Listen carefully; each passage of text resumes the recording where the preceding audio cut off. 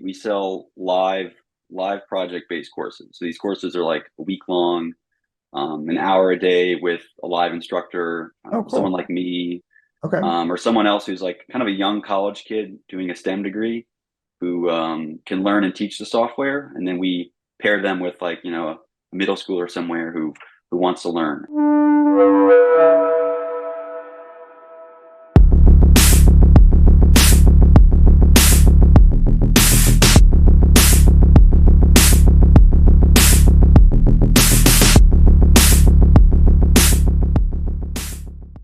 All right, this is another episode of the Founders Pack Form Your Own Pack podcast. My guest today is Andrew Russ from ByteSize Learning. How are you doing, Andrew?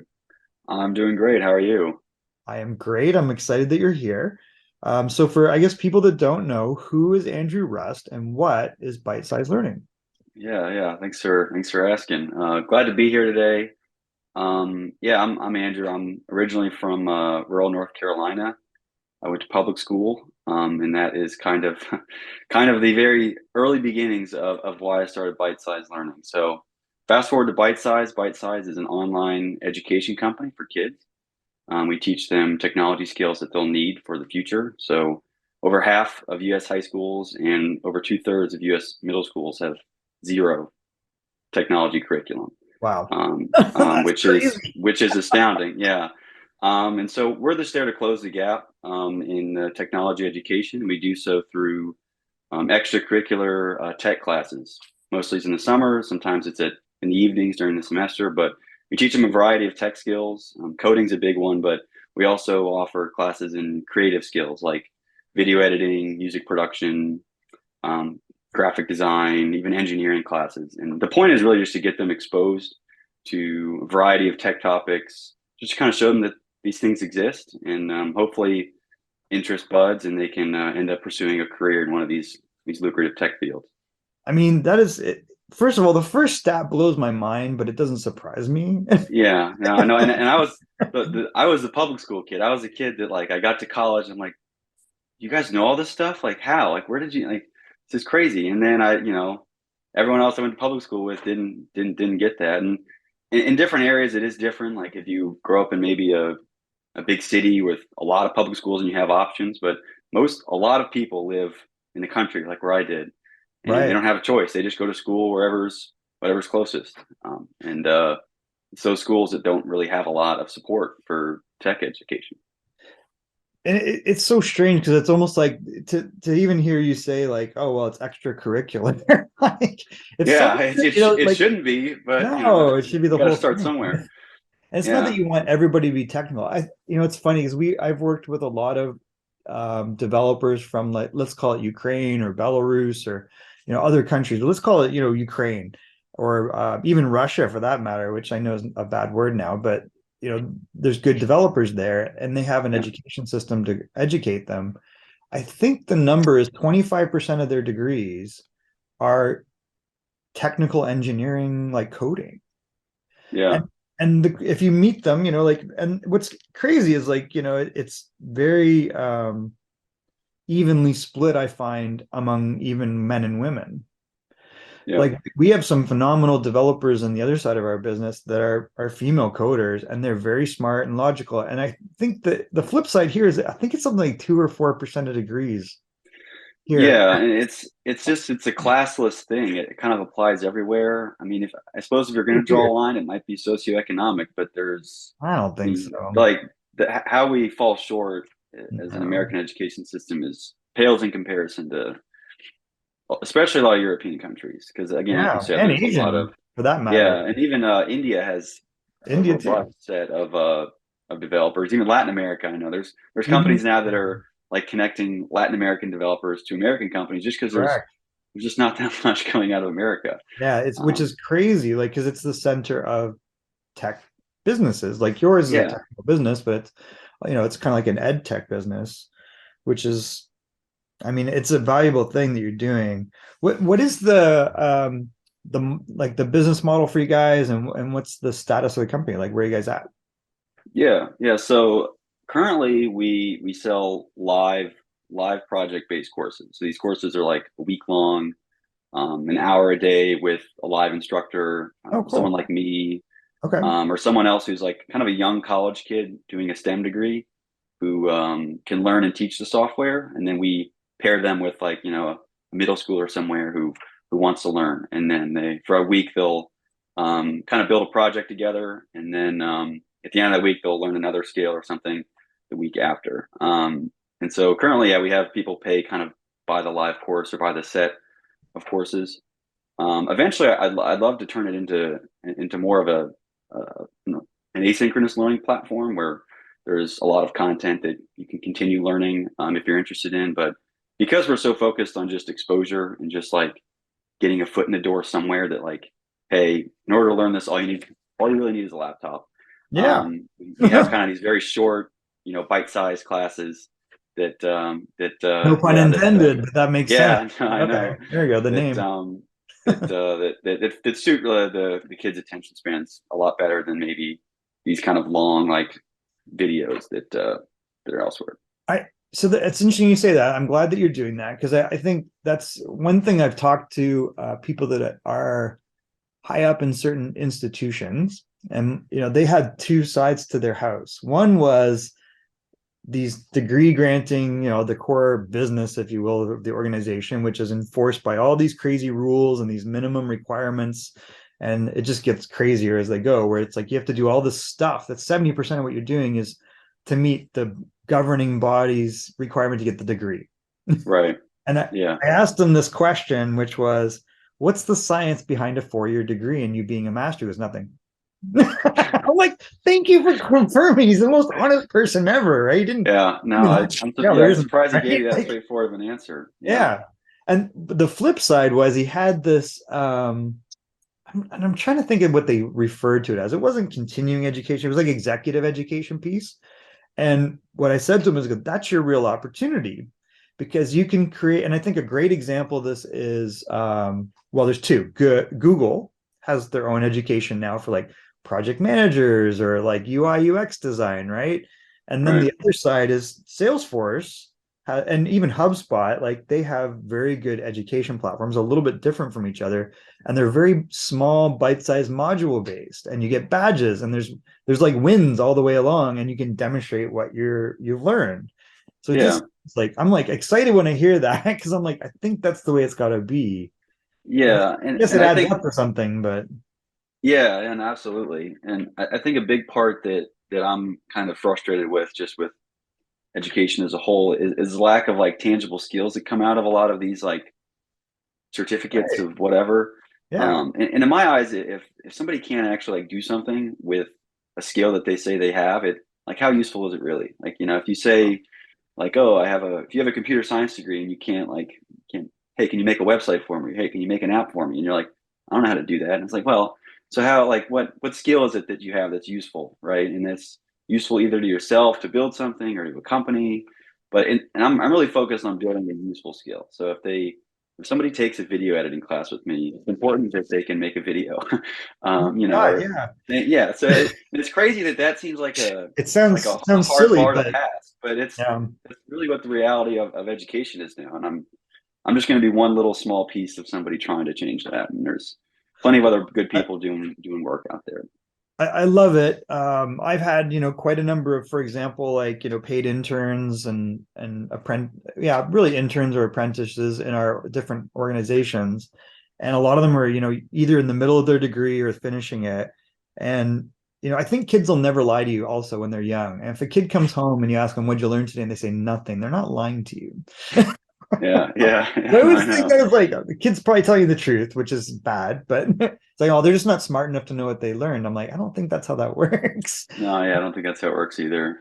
And then the flip side is, like I'll be like, let's say it's a marketing role or a project role. And I'm like, well, do you know these tools? Do you know this methodology?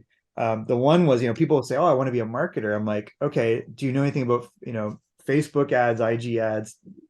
Have you touched the platform? Like, oh, we did a case study on that. Yeah, I'm like, it's like, well, did you make ads? yeah. Do you know how to Like, like how to no. do it? I'm Yeah, like, well, no. let's It's like, do it. yeah, no. It's crazy. And I Yeah, even crazy. like getting degrees myself. It's crazy. I graduated. I got an engineering degree And then I'm very familiar with the theoretical concepts of Yeah. everything and how like things are supposed to work. I'm like the math. I'm good at the math stuff. And then, I had a computer science minor, and I was like, well, thinking, what could I do with like this? It's like, what am I able to do? I'm like, not really much of anything. Like I could make a little like script, but like Wow. people don't ask for like, hey, can you write this little tiny Yeah. function that will do something? No, they want, what's the deliverable? I want a website. I want an app. I want Right. to do a sketch. I want to do something else. And so I ended up having to teach myself just on my own, like On your, Googling yeah. random videos and just figuring out how to actually do it. And it's frustrating that wasn't kind of built into it, but um, you know, gotta find other ways to learn now. It's Yeah, it's well, it's I'm crazy. excited about what you're doing, and anything I can do. We should stay in touch. I have a couple of friends that I do want to connect you with. One, he'll go into schools in, for example, in Los Angeles and Garden Grove area, and he'll teach the kids about robotics or coding. And he's a pretty famous guy, actually, in some sense. He was a founder of a very, very famous hip hop group, and he's more technical. So I want Okay. to connect you with him because maybe there's something we can do together. And I am excited about what you're doing, and I have so many thoughts about this. It's funny, today I posted up, not even thinking of this, or we posted up on Twitter a thread, and it was the framework of Peter Diamandis's model for education. And it's really interesting because it's like, it's probably, you might resonate. Let me see if I can pull it up here. Actually, I'll share it with you. And if you get a chance, let's see if I find this. And I'm sure this is going to be, it's funny how I'm not getting a lot of reach out. It says, my statement was just to be provocative. It says, massive Yeah. failed the individual and society. You cannot fix it. You can only pursue better education for your kids. Not even thinking that this was our call today, by the way. But the Wow. thread is interesting because his model is this. He's got 5 guiding principles and 12 modules, which I put out in the thread, like passion, curiosity, imagination, critical thinking, and grit and persistence. And then the modules that he advocates for: storytelling and communications, passions, like what do you want to do and what's your mission, right? Curiosity and experimentation, persistence and grit, technology exposure, which we're talking about, empathy, which is understanding the feelings of other people, ethics and moral dilemmas and how to deal with those. Obviously, the basics, which I think you absorbed that through projects personally. And Right. then creative expression and improvisation. That's kind of one of the things you're teaching people. Yeah. Coding, right? Yeah. And entrepreneurship and sales and language. And you look at that and you go, wow, I would love my kid to go to that school. Yeah, no, wow. It's like coming from totally different side of why I started this. It aligns like perfectly with a lot of the things that Yeah. I preach about. The exposure, the persistence and grit comes through with like learning software. Like, the first time you open a software like Photoshop, if you've never seen it, it's like, what is going on? Like, Yeah. there's so many buttons. I don't know. How do I even like Kind of start, crazy. And in getting kids especially exposure to that, after a while it doesn't phase them, right? I open Uh-uh. some new software now. It's like, okay, how hard can this be? I've learned all this other software in the past. I can figure this out. And like having a 10-year-old be like resilient and uh, I It's guess fun have to that grit. Yeah, no, and it's like a challenge. It should That's be. more interesting. Yeah, no, then to like listen to somebody talk or fill out Yeah. a worksheet or something. Well, I think there's an insidious thing that bothers me, which is, oh, this ADHD thing. And I believe it's just because they're just not interested in what you're talking about. Yeah, And that's they a and huge they part want of to it. do Yeah, stuff and make stuff and be physical and actually like produce something. yeah. I think I think Solve a just problem. the society has evolved with technology. Kids' attention spans are shorter. Like what Right. they spend time on is like shortening their attention span. And if you think about the model of like traditional education, it hasn't changed. No, Like we for hundreds of in years. yeah, 19 way back when it was still 25, 30 desks in a room, Yeah. somebody up there with a chalkboard. One room Like, schoolhouse, same idea. yeah, and it's like Concept. instead of the chalkboard, there's a whiteboard this time. But like, what's the difference? It's the same. We haven't really evolved that much No. to utilize a lot of the technological advancement we've had, which is And crazy. But I believe actually, and not to belabor it, that kids' attention spans haven't shortened. I think the capacity to take in information from multiple streams is increased, and you're understimulating them. So to Yeah, sit that's there another thinking, like very feasible. Yeah, they're used to yeah, video games, YouTube, they can consume on the spot, and to listen to one person, one to many, and then do like little worksheets, or even if it's on a Chromebook, they probably are more successful at here's a mission, or what do you want to do? How are you going to do it? Find a mentor, make it happen at 9, 10, 11, 12, and it would just improve. And I've always yeah, maintained that if you had two different streams of high school, which one stream said what it's doing now, and then you compare to this other stream where you go into high school and you determine a project a year. Maybe it's an investment portfolio, maybe it's a coding startup project, maybe it's a nonprofit, maybe it's a creative project. You pick.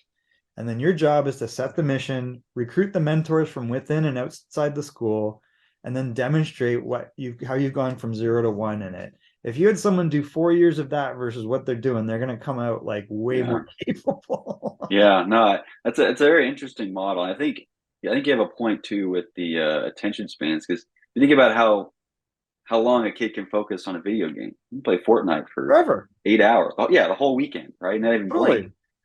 Yeah, which is a level of focus you don't find that even Ab- remotely anywhere close to a Absolutely. school. I, So I, I saw, guess I saw a tweet of a kid playing two games at once. Have you yeah, seen? no, they're advancing. It's Like, what do that you think much of that? better. Yeah, Yeah, he's got left and right going. Like he's playing two games. He's playing Minecraft and he was playing this like shooter game or something. I was like, crazy. yeah, Yeah, I'm just trying to bring like a piece of that that totally, attention grabbing into like education. 'Cause I think they're just disjointed, too disjointed. totally. There needs to be more of a blend. Yep. Give me a voucher. Yeah. Go. I'll go pick. I'll go pick bite-sized learning. Yeah. All right. Well, I want to be conscious of your time. I'm excited about what you're doing. We'll stay in touch and we'll keep working on stuff together because I definitely think you're onto something. And the more we can get it out there, I think there'll be a lot of interest in what you're doing.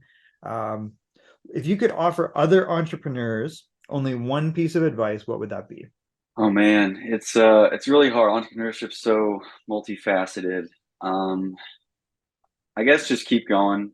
That's like I guess it's kind of standard advice, but it's hard to I don't want to nitpick, so just keep Okay. going. It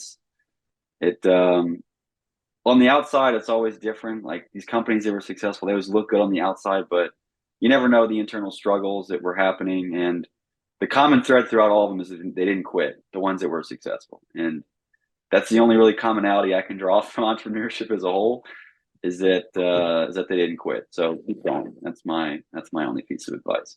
I love it. And I honestly, I think that might be the most common piece of advice on this podcast that people, Probably, yeah.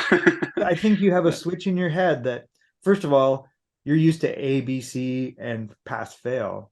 And that's not the way this works. No, it's gray. It's all gray. It's all great. And it's like just Yeah, keep moving. And I think you're right. Like sometimes, where you think you quit is probably not even, 1% of the way through. And we have to remind ourselves that as founders. yeah. Um, what is the role of partnerships or community been in your success so far?